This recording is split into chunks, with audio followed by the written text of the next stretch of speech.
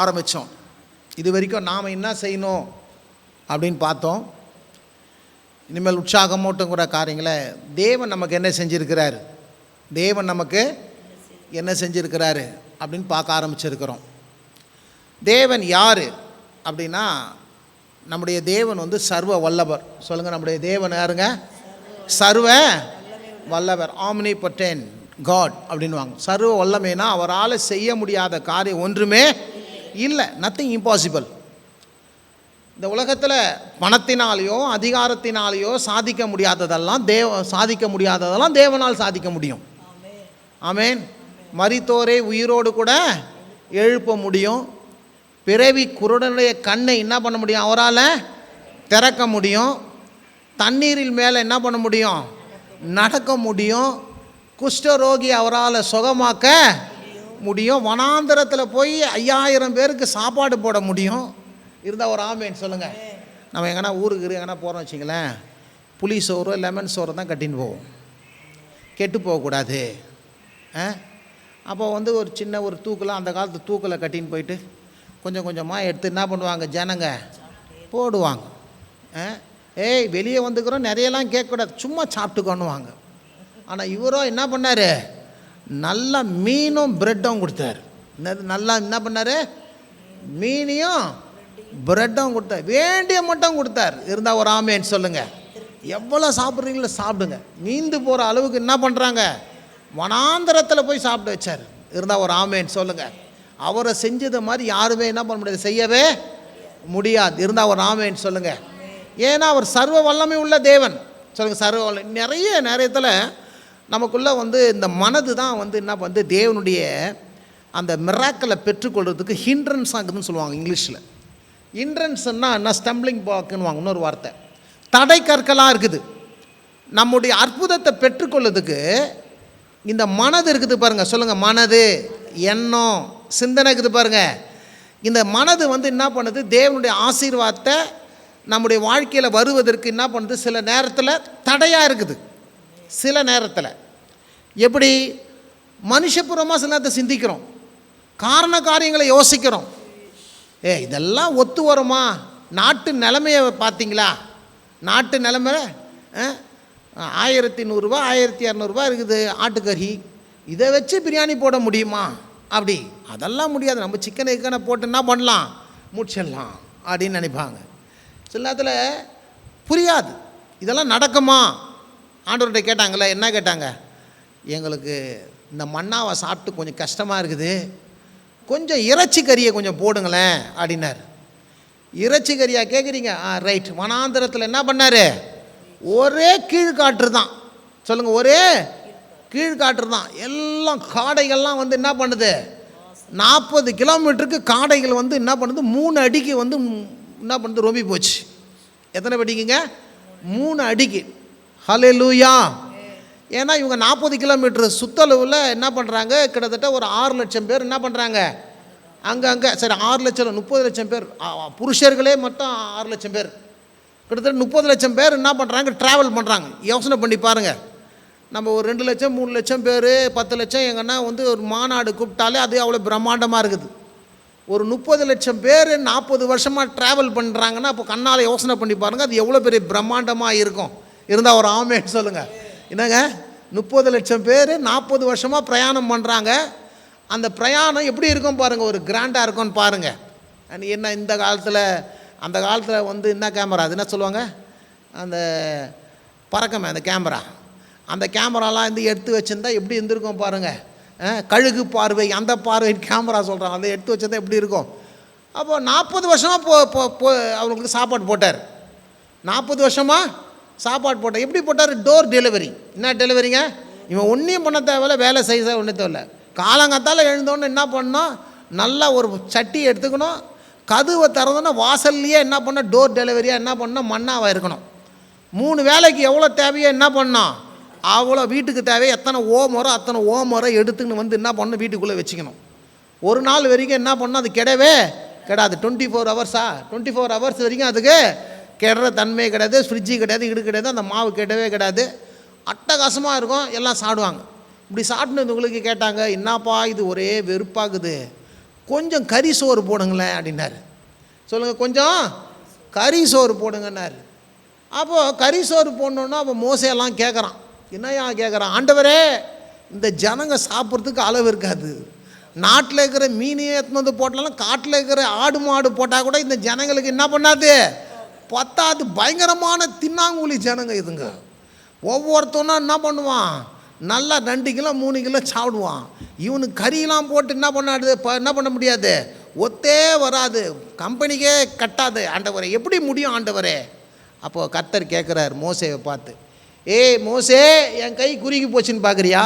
அல்லேலூயா. என் கை குறுகி போச்சுன்னு பார்க்குறியா? பாரு, நான் செய்கிறேன். சொல்லுங்கள், பாரு, நான் செய்கிறேன்ட்டு என்ன பண்ணார், ஒரே காற்று தான் அடிச்சார். என்ன சொல்லுங்கள், ஒரே கீழ்காற்றை வீசினார் பாருங்க. அது வந்து லெகான் மாதிரி இருக்கும் அந்த காடை. இங்கே இருக்கிற காடை மாதிரிலாம் கிடையாது, சின்ன சின்ன காடெல்லாம் கிடையாது. அந்த காடை ரொம்ப பெருசாக என்ன பண்ணோம் இருக்கும். ஒரு காற்று அடித்தவனும் எங்கே இருக்கிற காடையெல்லாம் வந்து என்ன பண்ணுது சொல்கிறாங்க. இந்த டேட்ஸ் பைபிளில் இந்த 440 கிலோமீட்டர் ஸ்கொயர் மீட்டர்ஸ்னு சொல்கிறாங்க. அப்படின்னா என்னென்னா 40 கிலோமீட்டர் சுற்றளவுக்கு என்ன பண்ணுறது, காடை வந்து இறங்கி போச்சான். ஒரு நாள் கேட்டவனுக்கு 30 நாள் கறி, ஒரு நாள் கேட்டவனுக்கு என்னது 30 நாள் நீ சாப்பிட்றா, சாப்பிடு சாப்பிடு சாப்பிடு சாப்பிடு சாப்பிடு சாப்பிடு. இருந்தால் ஒரு ஆமேன்னு சொல்லுங்கள். பாருங்கள், அந்த காலத்தில் எங்கள் அப்பா ஒரு கதை ஒன்று சொல்லுவார். அவர் வாழ்க்கையில் நடந்த சம்பவத்தை சொல்லுவார்.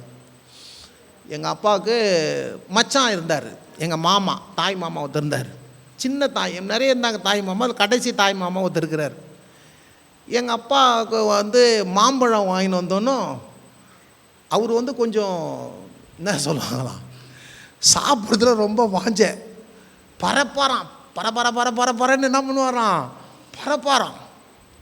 அப்போது ஒரு நாள் வந்து மாமா எனக்கு வேணும் நான் பாரு. அவர் வாங்கின அந்த பழம் நல்லா இவ்வளோ பெரிய பழமா. என்னது இவ்வளோ பெரிய பழமா? 3 பழத்தை எடுத்துன்னு போய் வச்சு, டே இது நீ தின்னு தானே தீரணும்னு சொல்லிட்டு கதவு போட்டார். தின்னாமல் என்ன பண்ணக்கூடாது, வரக்கூடாதுண்ணா. சாப்பிட்டாராம் 3 பழம் சாப்பிட முடியாத மறுநாளெல்லாம் அதுக்கப்புறம் வந்து என்ன பண்ணுது, இந்த எது வந்தாலும் ஓடிதானே எனக்குன்னு ஓடி வருதுன்னு நிறுத்திட்டாராம் அவர். இந்த மாதிரி பண்ண போகிறாங்க. அந்த மாதிரி கர்த்தர் என்ன பண்ணுறாரா, ஒரு நாளாக நீங்கள் கேட்குறீங்க காடை, தான் உங்களுக்கு 1 மாதம் நான் என்ன பண்ணுறேன் கறி சோறு தரேன்னு சொல்லிட்டு என்ன பண்ணுறாரு, 40 கிலோமீட்டர் ஸ்கொயர் ஃபீட், அது சதுர கிலோமீட்டருக்கு காடை எடுத்து போட்டாராம் பாரு. சாப்பிட்றானுங்களாம் இவனுக்கு 1 மாதம் சாப்பிட்றானுங்களாம். மூக்குலையும் வாயில் துவட்டுற அளவுக்கு என்ன பண்ணுறாங்களாம், போதும் அப்படின்ற சொல்கிற அளவுக்கு என்ன பண்ணார் கர்த்தர், என்ன பண்ணார் அன்றைக்கி எல்லாருக்கும் கொடுத்தார். இருந்தால் ஒரு ஆமேன்னு சொல்லுங்கள். ஹல்லேலூயா. எந்த இடத்துலையும் எந்த நேரத்துலையும் எப்படிப்பட்ட வேலையிலும் எப்படிப்பட்ட சூழ்நிலையிலும் தேவனால் எல்லாம் செய்ய முடியும். வனாந்தரத்தில் செய்ய முடியும், இஸ்ரவேலர்கள் மத்தியில் என்ன பண்ண முடியும், செய்ய முடியும். கற்பாறைக்குது, கற்பாறையிலேருந்து தண்ணீரை என்ன பண்ணுறாரு, கொண்டு வர்றார். சொல்லுங்க, கற்பாறையிலேருந்து என்ன பண்ணுறாரு, கையை நீட்டு அடி என்ன பண்ணோம், தண்ணீர் என்ன பண்ணோம் வரோம். இருந்தால் ஒரு ஆமேன்னு சொல்லுங்கள். அப்போ தேவன் வந்து யார் என்பதை இந்த இஸ்ரவேல் ஜனங்களுக்கு என்ன பண்ணுறாரு, அவர் காட்டுறார். சொல்லுங்கள், இஸ்ரவேல் ஜனங்களுக்கு என்ன பண்ணுறாரு, காட்டுறார். ஸோ அன்றைக்கு தான் தேவனா அப்படின்னா இன்றைக்கும் தேவன். இருந்தால் ஒரு ஆமேன்னு சொல்லுங்கள். இன்றைக்கு என்ன பண்ண முடியும், அவர் நேற்றும் இன்றும் என்றும் மாறாதவர்.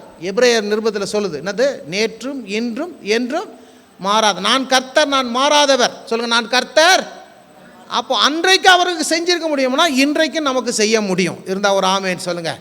அப்போது இந்த நான் சொன்னேன் பார்த்தீங்களா, இந்த மனது, சொல்லுங்கள் மனது. இந்த மனது என்ன பண்ணாமா, காரிய காரணங்களே பார்க்கமா, சூழ்நிலைகளை பார்க்க. இப்போ பாருங்கள், இப்போது இந்த முதலமைச்சர் சொல்லிட்டார், நான் சொல்லிட்டாரு எல்லாருக்கும் நான் 6 கேஸ் தரேன் சொல்லிட்டார். அவர் 2 கிலோ தராரா, 4 கிலோ தராரா, 12 கிலோ தராரா, இல்லை 14.2 கிலோ தராரா, தரேன்னு சொல்லிட்டார். எத்தனை கேஸ் தரேன்னு சொல்லிட்டாரு. உடனே இவங்க எல்லாம் என்ன கேட்குறாங்க, அது எப்படிங்க தர முடியும், கேஸ் விற்கிற விலைக்கு தர முடியுமா? அடுத்து ஒரு காரியம் சொல்கிறாங்க. என்ன சொல்கிறாங்க, இப்போ தான் கேஸே ரொம்ப டிமாண்டாக இருக்குது, அங்கேயும் வந்து என்ன பண்ண மாட்டுது, கப்பலும் வரமாட்டுது, எப்படி இவர் கொடுக்க போகிறார்? அப்போ காரணங்களை யோசிக்கிறாங்க. என்ன பண்ணுறாங்க, அது சொல்லிக்கிறாரு, அது நடக்குமா நடக்காதா, சாத்தியக்கூறுகளை என்ன பண்ணுறாங்க. ஏன்னா சாத்தியக்கூறை வச்சு தான் மனுஷனால் செய்ய முடியும். ஆனால் தேவனுக்கு வந்து இந்த சாத்தியக்கூறெல்லாம் வச்சு செய்யணும்னு சொல்லிட்டு கிடையவே கிடையாது. அவர் எல்லா அசாத்தியங்களையெல்லாம் சாத்தியமாக என்ன பண்ண முடியும், அவரால் ஆக்க முடியும். 100 வயது கிழவனுக்கும் என்ன பண்ண முடியும், பிள்ளையை கொடுக்க முடியும். 90 வரை கழுவிக்கும் என்ன பண்ண முடியும், அவரால் பிள்ளையை கொடுக்க முடியும். இருந்தால் ஒரு ஆமேன்னு சொல்லுங்கள். அவர் எந்த சாத்தியெல்லாம் கிடையாது, அவரால் எல்லாம் முடியும். சொல்லுங்கள், அவரால் எல்லாம் முடியும். இப்போது இந்த அவரால் எல்லாம் முடியும்னு சொல்லுதில்ல, அதை எல்லாம் முடியும்னு சொல்லும்போது அந்த வார்த்தையை நம்ப மறுக்கிறது எது, அந்த வசனத்தை நம்ப மறுக்கிறது எதுன்னா நம்மளுடைய மனது தான். மனதுக்கு சட்டுன்னு ஏற்றுக்கிறாது. சொல்லுங்கள், மனது என்ன பண்ணாது, சட்டுன்னு ஏற்றுக்கூடாது. காரண காரியங்களை அலசும். காரண காரியங்களை என்ன பண்ணால் இது நடக்குமா, எனக்கு சில பேர் சொல்லுவாங்களே, அவங்க தான் சொல்கிறாங்க, உனக்கு புத்தி எங்கே போச்சு, என்ன சொல்லுவாங்க, உனக்கு புத்தி எங்கே போச்சு, உனக்கு அறிவு இல்லை, உனக்கு யோசிக்க தேவையில்லை, அவன் இவ்வளோ தரன்னு சொன்னானோ உனக்கு எங்கே போச்சு, பேராசையினால நீ என்ன பண்ணிட்ட, போய் ஏமாந்துட்ட, புத்தி இல்லையா அப்படின்னு சொல்லி என்ன பண்ணுவாங்க, சில காரியங்களெல்லாம் கேட்பாங்க. அப்போது இந்த மனது, சொல்லுங்கள், இந்த மனது என்ன பண்ணோம், தேவனுடைய வார்த்தையை என்ன பண்ண முடியாது, சில நேரம் ஏற்றுக்கொள்ள முடியாது. அதனால தான் யோபுல 2 திருப்பு அந்த வசனம் வருது, 5ஆம் வசனத்துலேயும் 9ஆம் வசனத்துலேயும் வருது. எண்ணி முடியாத அற்புதங்களையும் ஆராய்ந்து முடியாத பெரிய காரியங்களை அவர் என்ன பண்ணுறாரா, செய்வார். சொல்லுங்க, என்ன கூட முடியாதான், என்ன கூட முடியாதன்னா நினச்சி பார்க்க முடியாதான், கவுண்ட் பண்ணவும் முடியாதான், ஆராயவும் முடியாதான், அவ்வளோ பெரிய காரியங்களை என்ன பண்ணுவார், அவரே செய்வார். இருந்தால் ஒரு ஆமேன் சொல்லுங்கள். அப்போ மனதுக்கும் புத்திக்கும் அறிவுக்கும் எட்டாத விதத்தில் பெரிய காரியங்களை செய்கிறவர் தான் யாருங்க, தேவன். இருந்தால் ஒரு ஆமேன் சொல்லுங்கள். இப்போது சரி, இப்படி கேள்வி கேட்குறது தப்பா, ஒரு காரியத்தை கடவுளுடைய வார்த்தை சொன்னால் இது நடக்குமா நடக்காதான்னு சொல்லிட்டு கொஸ்டின் கேட்குது பார்த்தீங்களா, அப்படி கேட்குறது தப்பா? இல்லை, அப்படி தான் தேவன் வச்சிருக்கிறார். சொல்லுங்கள், அப்படி தான் தேவன் வச்சிருக்கிறார். உலக காரியங்கள் எல்லாம் நம்ம மனதில் பகுப்பாய்வு பண்ணி, சொல்லுங்கள், பகுப்பாய்வு பண்ணி என்ன சொல்கிறது, பகுப்பாய்வு பண்ணி அதை நல்லது கெட்டது இது நடக்கும் நடக்காது யோசனை பண்ணி ஏற்றுக்கொள்கிறது உலக காரியங்களுக்காக இந்த மனதை யூஸ் பண்ணுறது நல்லது. சொல்லுங்கள், இந்த மனதை யூஸ் பண்ணுறது நல்லது.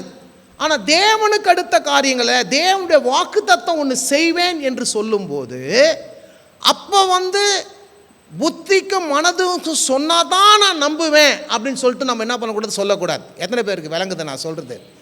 இது மனது வச்சிருக்கிறது நல்லது. சொல்லுங்கள், எல்லாம் சொல்லுங்கள், இந்த மனதும் இந்த புத்தியும் அறிவும் மனுஷனுக்கு வச்சிருக்கிறது நல்லது. ஏன்னா மனுஷனை இந்த உலகத்தில் இருக்கிற எல்லா மிருகங்களும் எல்லா காட்டிலும் இதில் தான் மனுஷன் என்ன பண்ணுறான், விசேஷமாக இருக்கான். திட்டமிடுறது, யோசிக்கிறது, சிந்திக்கிறது, காரண காரியங்களை இது பண்ணுறது எல்லாவற்றையும் மனுஷன் வச்சுக்காரன்ட்டு அது பேச்சு திறமை. மற்றதுக்கெல்லாம் மிருகங்களுக்கெல்லாம் சத்தம் தான் இடம். ஒரு சிலதுக்கு குயில் கொஞ்சம் ஒரு பாடம், நாய் கூட குரல் கொஞ்சம் அப்படி பண்ணோம். ஆனால் மனுஷனுக்கு மட்டும்தான் உள்ளத்தில் இருக்கிற எண்ணங்களையும் விருப்பங்களையும் செயல்களையும் வார்த்தையினாலே என்ன பண்ண முடியும், கொண்டு வர முடியும். பேசுகிற ஆற்றல் தேவனை போல உடையவன் யாரு, மனுஷன். இருந்தால் ஒரு ஆமேன் சொல்லுங்கள், ஹல்லேலூயா. ஸோ இப்படி இருக்கிறபடினால இந்த மனது வச்சிருக்குது நல்லது. எல்லா மற்ற காரியத்துக்கெல்லாம் மனதை யூஸ் பண்ணி நம்ம என்ன பண்ணணும், பகுத்தாய் செஞ்சு தான் செய்யணும். தேவனுடைய காரியங்கள் வரும்போது இந்த மனதை அப்படி கொஸ்டின் கேட்க சொல்ல, நீங்கள் என்னையா பண்ணணும் அப்படின்னா இந்த மனதுக்கு ஒரு காரியத்தை நீங்கள் கற்றுக் கொடுக்கணும். என்ன, தேவனுடைய வார்த்தை, தேவனுடைய வாக்கு தத்தங்கள், இது என்ன பண்ணுது, வல்லமை உள்ளது. சொல்லுங்கள், இது என்னது, வல்லமை உள்ளது. தேவனுடைய ஒரு வார்த்தை ஒன்று சொல்லுவாருன்னா அந்த வார்த்தைக்குள்ளேயே அந்த வார்த்தையை நிறைவேற்றக்கூடிய வல்லமையும் எஃபிஷியன்ட்டும் என்ன பண்ணுது, இருக்குது. இருந்தால் ஒரு ஆமேன் சொல்லுங்கள். அவர் சொன்னால் ஆகும், அவர் கட்டளையிட்டால் நிற்கும். இருந்தால் ஒரு ஆமேன் சொல்லுங்கள். அவர் என்ன சொன்னார், பூமியை பார்த்து என்ன சொன்னார், சீராகுன்னு சொன்னார், சீராகிடுச்சு. அது என்ன சொன்னார், நம்ம இருளை பார்த்து வெளிச்சம் உண்டாகக்கூடாது ஒரு சொன்னார், வெளிச்சம் உண்டாயிடுச்சு. அவர் என்ன சொன்னார், பூமி எல்லாவற்றினாலும் விதைகளால் நிறைய கடவுது அப்படின்னு சொல்லி எல்லாம் நிறைஞ்சிடுச்சு. அவர் பேசணுன்னு என்ன பண்ணுச்சு, வந்துச்சு. அவர் பேசின வார்த்தையில் என்ன இருந்துச்சு, வல்லம் இருந்துச்சு. அவர் பேசின வார்த்தையில் ஆற்றல் இருந்துச்சு. அவர் பேசின வார்த்தையில் சிருஷ்டிக்கிற வல்லமை இருந்துச்சு. அவர் பேசின வார்த்தையில் உருவாக்குற வல்லமை இருந்துச்சு. இருந்த ஒரு ஆமேன்னு சொல்லுங்க. அப்படி இருக்குமானால் அந்த தேவனுடைய வார்த்தை தான் இங்கு நமக்கு கொடுக்கப்பட்டிருக்கிறது, வாக்கு தத்தங்களாய் கொடுக்கப்பட்டிருக்கிறது. இருந்த ஒரு ஆமேன்னு சொல்லுங்க. வாக்கு தத்தங்களாய் நமக்கு கொடுக்கப்பட்டிருக்கிறது. அந்த வாக்கு தத்தங்களாய் கொடுக்கப்பட்டிருக்கிறது மட்டுமல்ல, அந்த வாக்கு தத்தம் நமக்கு நிறைவேறும் என்று சொல்லியிருக்குது. 2 கொரிந்தியரில் நீங்கள் 2ஆம் அதிகாரம் 11ஆம் வசனம் நினைக்கிறேன். 2 கொரிந்தியர் 2ஆம் அதிகாரம் 10ஆம் வசனம். கிறிஸ்து இயேசுவுக்குள்ளே இருக்கிறவர்களுக்கு 2 கொரிந்தியர் 2:20 பாருங்க, அந்த வசனம் படிங்க.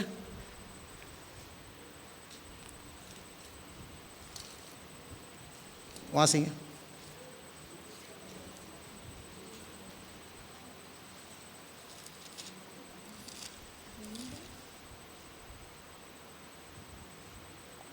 ரெண்டு கொரிந்தியர் 1ஆம் அதிகாரம்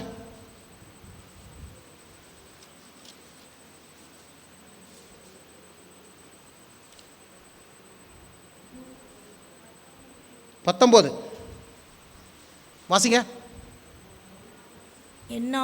என்னாலும் சில்வாவினாலும் தீமோத்தினாலும் உங்களுக்கு பிரசங்கிக்கப்பட்ட தேவகுமாரனுடையும் இயேசு கிறிஸ்துவும் ஆம் என்றும் அல்ல என்றும் இல்லாமல் ஆம் என்றே என்ன பண்றாரு இருக்கிறார். சொல்ற பிரசங்கிக்கப்பட்ட இந்த சுவிசேஷமானாலும் இந்த வாக்கு தத்தங்கள் எல்லாம் நடக்கும், ஒருவேளை நடக்காது அப்படிலாம் கிடையவே கிடையாது.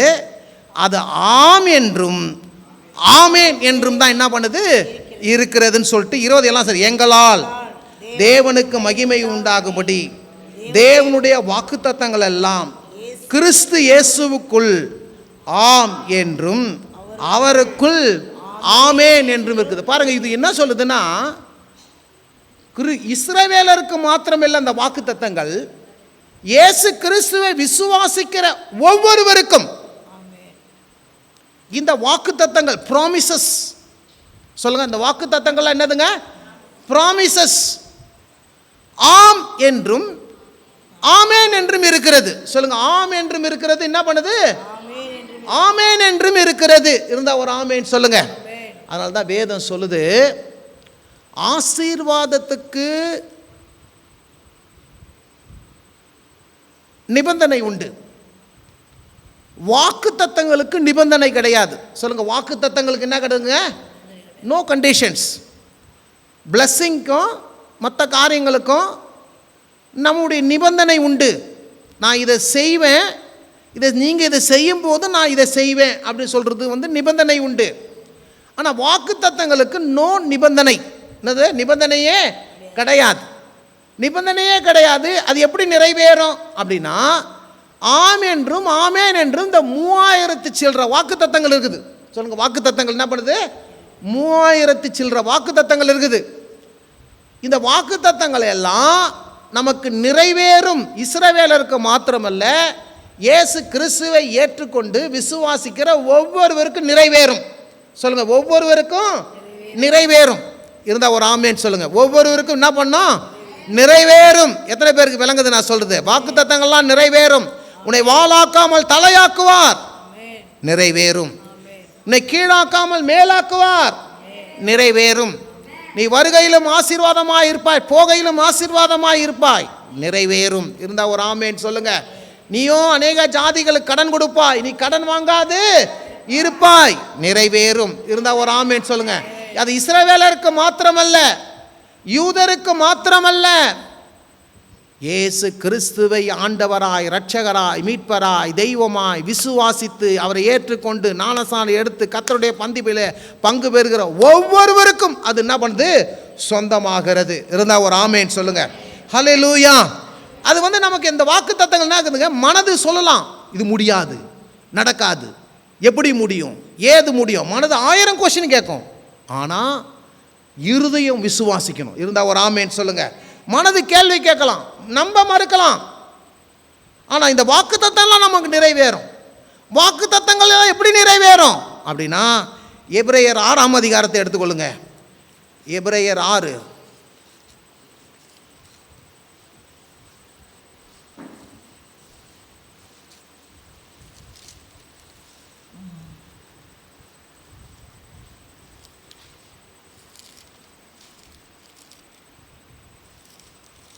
6:11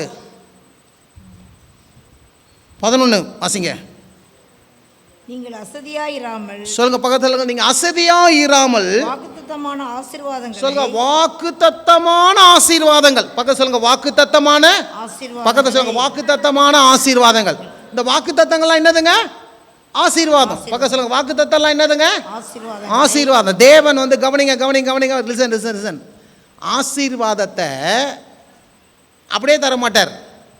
அவர் தேவன், அவர் வார்த்தையின் தேவன், அவர் வார்த்தையினாலே உருவாக்கினார். உன் வாழ்க்கையில் ஒரு ஆசீர்வாதம் வரணும்னா வாக்கு தத்தத்தின் மூலமாக தான் ஆசீர்வாதத்தை கொடுப்பாரு. டைரக்டாக ஆசீர்வாதத்தை என்ன பண்ண மாட்டார், தரவே மாட்டார். எத்தனை பேருக்கு விளங்குது நான் சொல்லுங்க?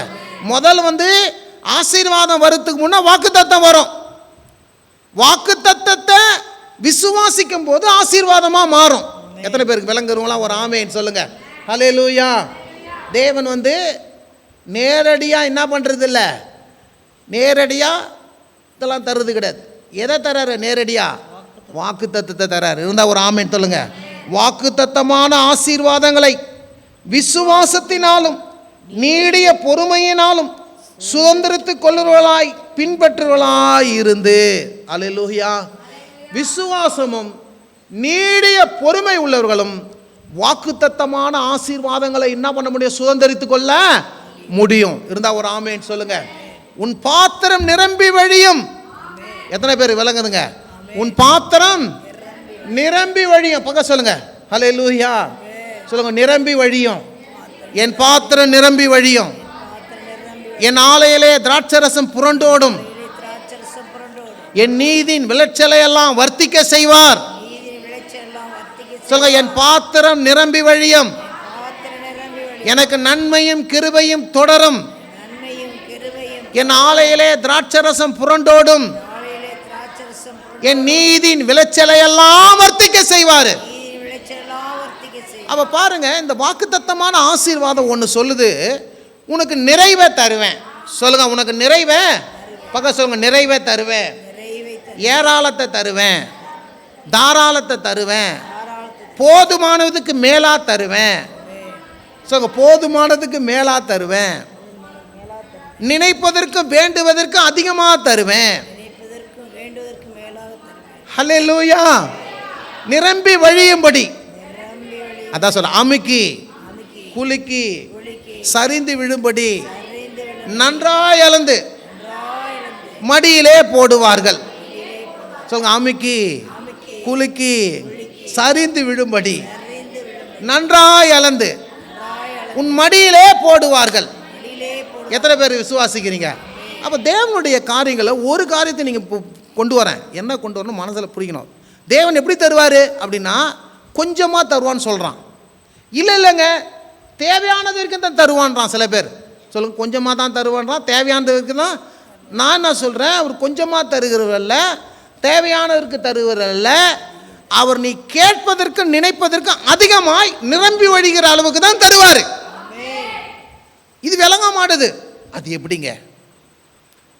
ஏன்னா இவங்க எப்போதுமே குறைவாக பார்த்துவங்க, எப்போவுமே நிரம்பி வழிகிற அனுபவத்துக்கு இல்லாத இருக்கிறோங்க.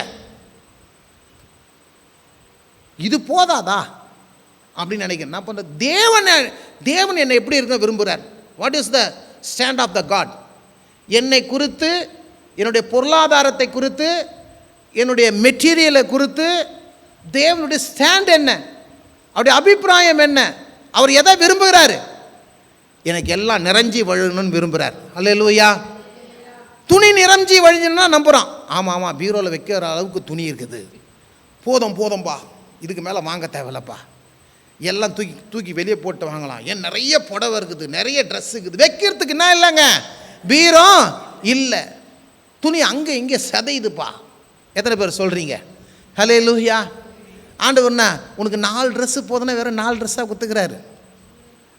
நம்புறீங்களா நம்ப மாட்டீங்களா? ஹல்லேலூயா. இங்கே இருக்கிறவங்க 365 புடவை கூட வச்சுருப்பாங்க. ஒரு நாளைக்கு ஒரு புடவை 365 புடவை கட்டுற அளவுக்கு கூட கடவுள் என்ன பண்ணிக்கிறாரு, வச்சிருக்கிறார். இருந்தால் ஒரு ஆமேன்னு சொல்லுங்கள். ஹல்லேலூயா. எனக்கெல்லாம் பேண்ட் ஷர்ட்டு எத்தனைன்னு எண்ண முடியாது, எல்லாத்தையும் ஒரே நேரத்தில் அயனம் பண்ண முடியாது, அங்கே பீரோவில் வைக்கவும் முடியாது. அதனால் பாதி துணி துவைச்சி இருக்கும், பாதி துணி அயனில் இருக்கும். எத்தனை பேருக்கு விளங்குது நான் சொல்கிறது? ஹல்லேலூயா, ஆமென். இதில் புரியுதா உங்களுக்கு ஏராளமானவர்னு? இல்லை, துணியில் ஏராளமானவருங்க. நான் சொல்கிறேன், உனக்கு என்ன சொல்கிறது, உனக்கு அனுதினம் வேணுங்கிற ஆகாரம் கூட ஏராளமாக தான் தருவார், குறைவாக தரமாட்டார். சொல்லுங்கள், என்ன பண்ணுவார்? ஏராளமாக தருவார். சொல்லுங்கள், பக்கம் சொல்லுங்கள், ஏராளமாக தருவார். அதே சொல்ல நான் சொல்கிறேன், அன்றாட யூஸ் பண்ணுறதுல பணம், பொருள் இருக்குத, மணி இருக்குத, அதையும் ஏராளமாக தருவார். எத்தனை பேர் விசுவாசிக்கிறீங்க?